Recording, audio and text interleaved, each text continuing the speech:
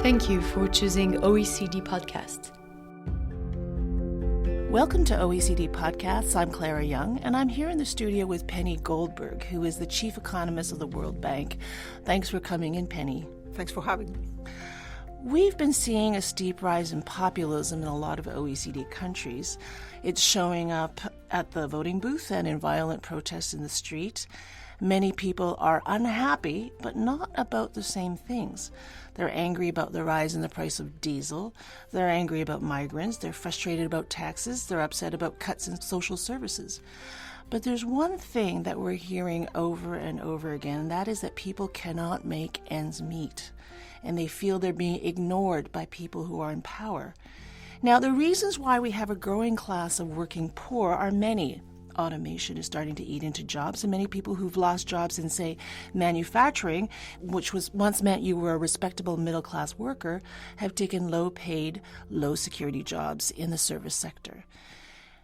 Now, Penny, you've done a great deal of work on the connection between poverty, inequality, and global trade, and you've been very clear in saying that global trade generates winners and losers.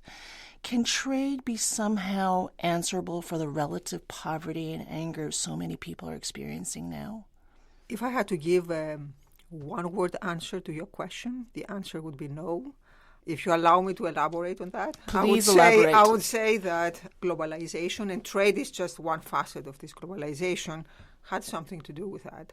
As you said previously, people in different countries or in different cities worry about different things. So the issues that the French are demonstrating about tend to be different than the issues Americans care about, or Germans. But it is fair to say that exposure to globalization has exposed people to more pressures. Now, globalization, just like technology, presents also many opportunities for those who can take advantage of these opportunities, but it also creates inequality. It creates winners and losers, like every major change. And the losers very often feel they were left behind. Now, in some countries, there are systems of social protection that make sure that the losses are mitigated, at least in the short run, so that people have time to adjust. In other countries, the social reality is much tougher, and people react to that. Just to go into more about the losers in global trade, it makes me think about the OECD brought out a publication called Making Trade Work for All last year. And there is a profile, and it points out there's been a rising productivity gap between leading firms and all the rest. And because of this, we see a gap in wages. And what's interesting is that instead of that gap being between advanced and developing economies, like it was 10 or 20 years ago, these differences in prosperity are between firms and people within countries. And there are some regions in OECD countries that are 3 times more productive than another one, maybe 200 or 300 kilometers away, so not very far away. And what's more, the regions that are being left behind are rural, because they produce more tradable goods, they're more affected by trade disruption. And the last thing the publication pointed out is that 1 in 4 people in OECD countries live in these poor parts of the country. And so my question is, why are economists having a hard time pinpointing these trade injustices? So I will have to agree with the OECD publication. In fact, this is a point I want to raise later today when I speak. So economists in general tend to emphasize the aggregate gains that arise from technological change or from globalization. So by traditionally, they focus, by aggregate, I mean the economy as a whole, the overall, the average person. Right. They do acknowledge that change, whether it's technological or whether it's globalization, that it also brings about disruption. Mm-hmm. But inequality has featured less prominently in research. Now, even the research that has looked at inequality traditionally has looked at one particular dimension, which is the difference between the wages of the skilled workers and the wages of the less skilled workers. Right. And by skill, I mean mainly education. And there people have documented large differences, but it's very hard to argue that globalization was a driver of these differences. Now, in recent years, and that's a very recent development, there has been a shift in focus from skill to regions, to the spatial dimension. And this is where people have started to find large effects. So they find that regions that were exposed to more change tend to experience more disruption. And these effects tend to also persist in the long run. They are not short-run effects that go away in 2 or 3 years. This is something that's truly novel in research, so it's not something that people expected, I would have to say, partly because one of our premises is that people are mobile, that they move where the opportunity is, either to sectors that provide more opportunities or to regions or to cities where there is more opportunity. It turns out this is not true, even in a country like the United States, where people assume there is enormous mobility. It turns out people do move for idiosyncratic reasons, so you may get married and move from New York to California. So they do move for such reasons, but they don't move in response to economic incentives. It's a little bit of a puzzle why this is the case. Why don't we see more mobility? It could be that it's due to certain policies that tie people to the place where they live. It could be cultural. It could be that people have very strong cultural roots and they want to stay where they have their lives. But I think this is a very interesting dimension of this phenomenon. And as economists, we tend to always emphasize flexibility, mobility are great, but in practice we don't see that. And so the problem is if people are not moving to find better jobs elsewhere, but capital is moving in and out, and foreign direct investment coming in to capitalize firms and then going out when they can find maybe workers who are paid lower wages elsewhere, then you have people in the regions that are stuck if the work leaves. That's right. I mean, capital has proven to be much more mobile than labor.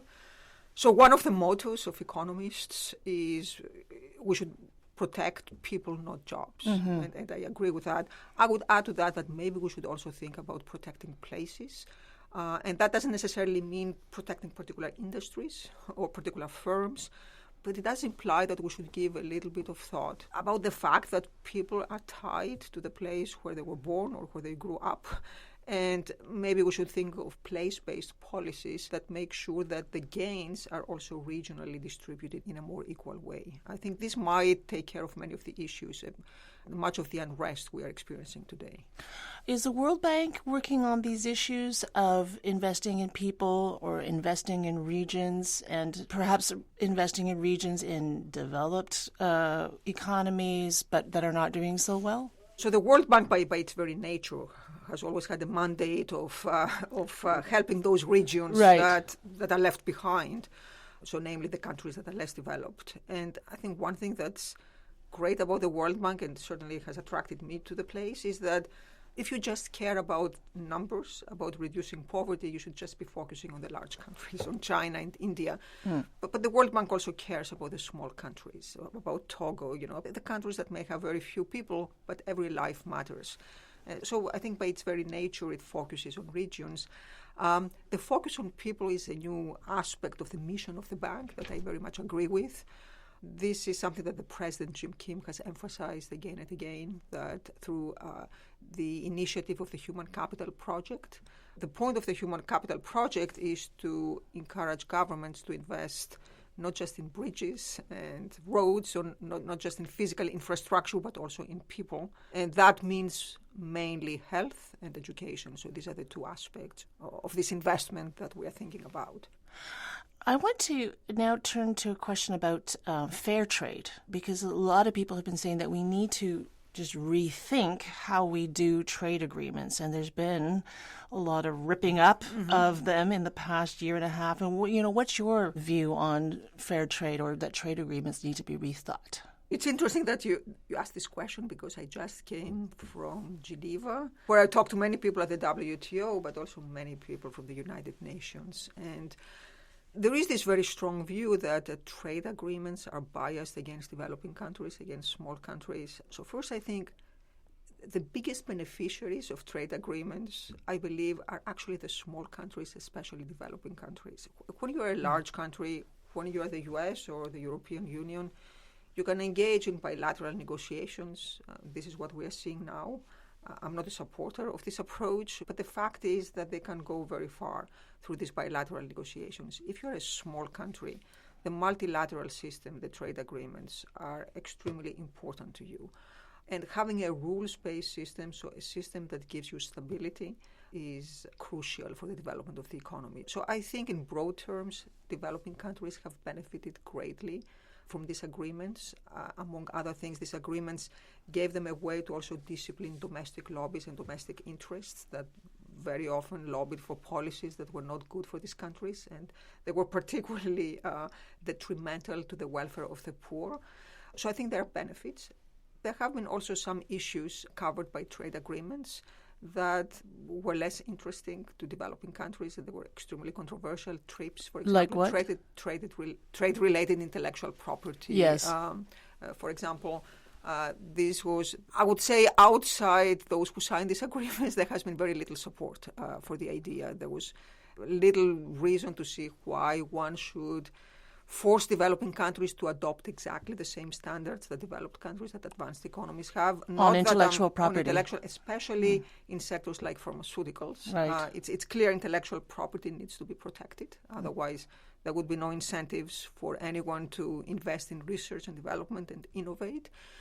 But where the disagreement was on harmonization. So there is no reason that the developing countries should have exactly the same type of patent protection policies that advanced economies have. So there have been cases where developing countries, to a certain extent, felt they were not heard. So if you talk to the WTO now, I think they are very eager to lend an ear to developing countries and make sure that these concerns are heard now. What about the protection of labor in trade bargaining? Are we looking at better ways of bringing labor concerns, employment standards, wages to the bargaining table? So this is one, as you know, this is one of the most contentious issues. Yeah. I think it's very important to make sure that workers are protected, but this can mean very different things in the United States or in Europe compared to a poor developing country where the primary concern is to make ends meet. So making ends meet means, again, a different thing in the United States than in Somalia. And sometimes if we enforce exactly the same labor standards to very poor countries, essentially we shut them out of the process. So this is something to be taken into account. I think most people who advocate for labor standards, for worker protection in advanced economies do care about the welfare of workers and people in developing countries. And they are very, very often they are strong proponents of charity. But they have to realize that sometimes a better way to help these countries is to give people jobs and not just send aid. And the question is where you draw the line, right? It's of course, we're all against child labor. But how many hours per day should you work? What are the benefits that we consider to be acceptable?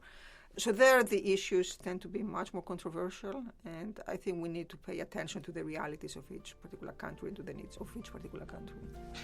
Well, thank you, Penny. Thank you.